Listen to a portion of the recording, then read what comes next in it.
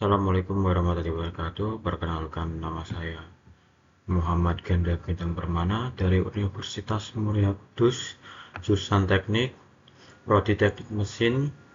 Saya di sini akan menjelaskan tentang spring sebagai tugas individu yang diberikan oleh dosen pengampu saya, yaitu Bapak Sigit Ahroman STMT, dengan matkul elemen mesin 1.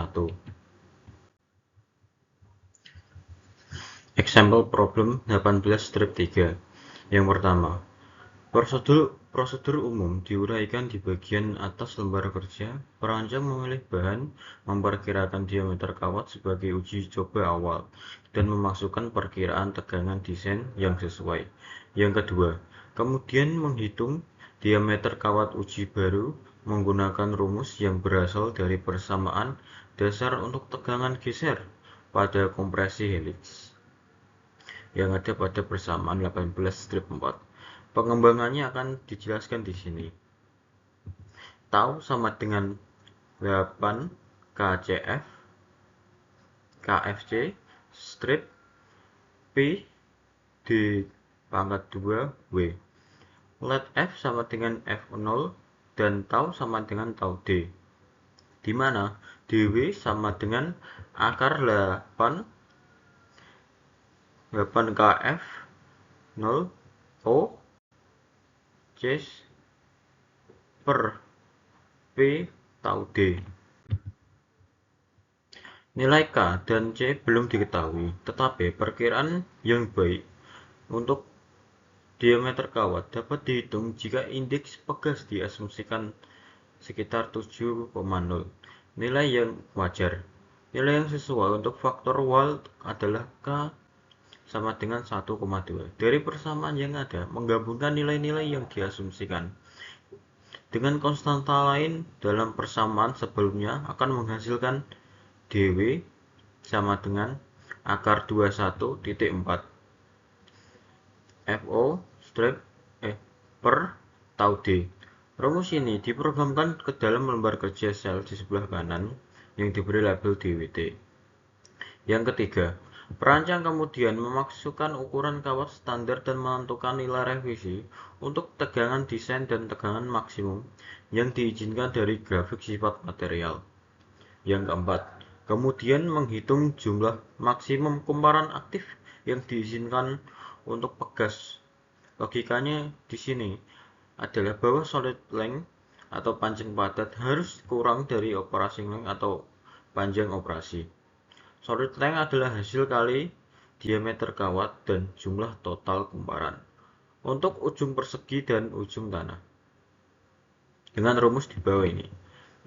LS sama dengan DW kurung buka NA plus 2 kurung tutup.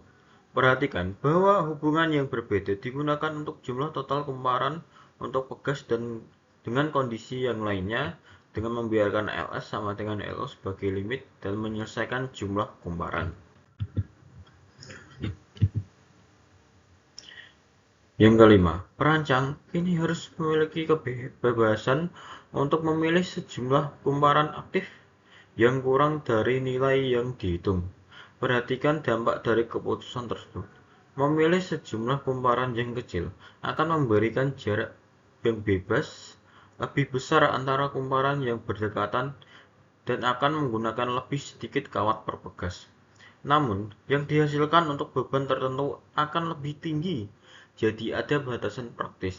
Salah satu pendekatan adalah mencoba kumparan yang lebih sedikit secara progresif hingga tegangan mendekati tegangan desain. Meskipun sejumlah kumparan dapat diproduksi, bahkan bilangan pecahan, kami sarankan untuk mencoba nilai integer demi kenyamanan. Yang keenam, setelah jumlah kumparan yang dipilih dimasukkan, dapat menyelesaikan perhitungan yang tersisa. Satu rumus baru tambahan digunakan untuk menghitung nilai indeks pegas C. Rumus ini dikembangkan dari bentuk kedua persamaan yang menghubungkan defleksi untuk pegas F dengan gaya yang diberikan. F nilai C dan parameter yang sudah diketahui. Pertama kita selesaikan untuk yang C3. Dengan rumus F sama dengan 8 F di pangkat 3 M NA per GD 4 W sama dengan 8F di pangkat 3 NA per GDW. C3 sama dengan FGDW per 8 FNA. Dengan tabel yang ada di sini, kita dapat mengetahui bahwa hasilnya adalah di mana hasil DM sama dengan 8.0,1 dan dengan hasil 0,0050 in. Yang sekarang kita harus perhatikan bahwa kita memiliki gaya F di penyebut dan F yang sesuai di pembilang. Namun, laju pegas K didefinisikan sebagai rasio F atau F.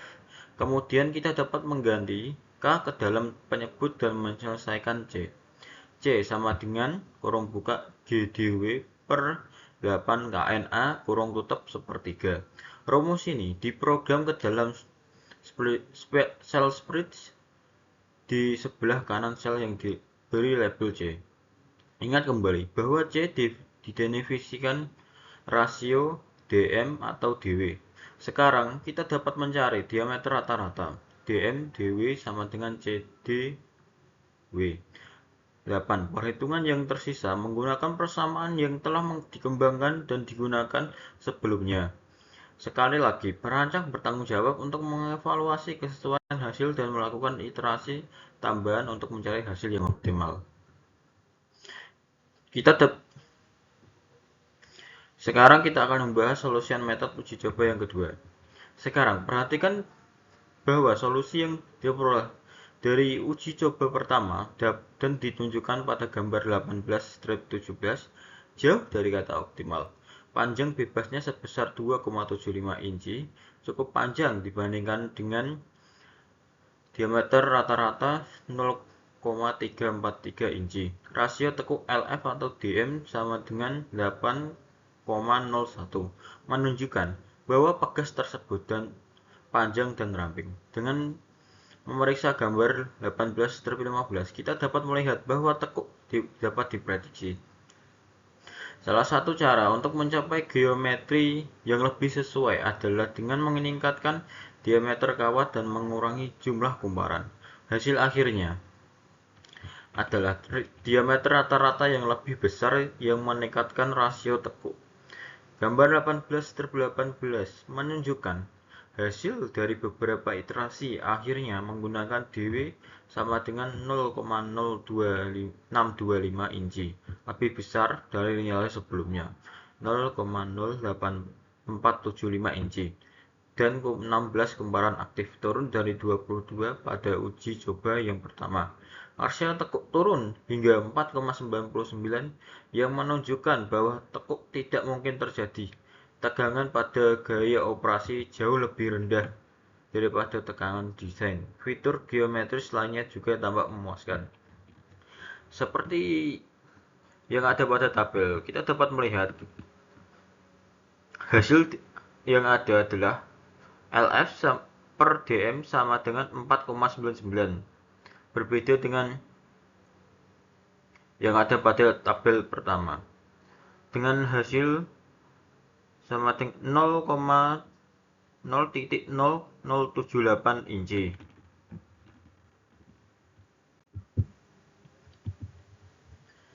Terima kasih atas waktunya. Saya mohon maaf bila ada tutur kata yang kurang baik dan secara pembicaraan belibet. Wassalamualaikum warahmatullahi wabarakatuh.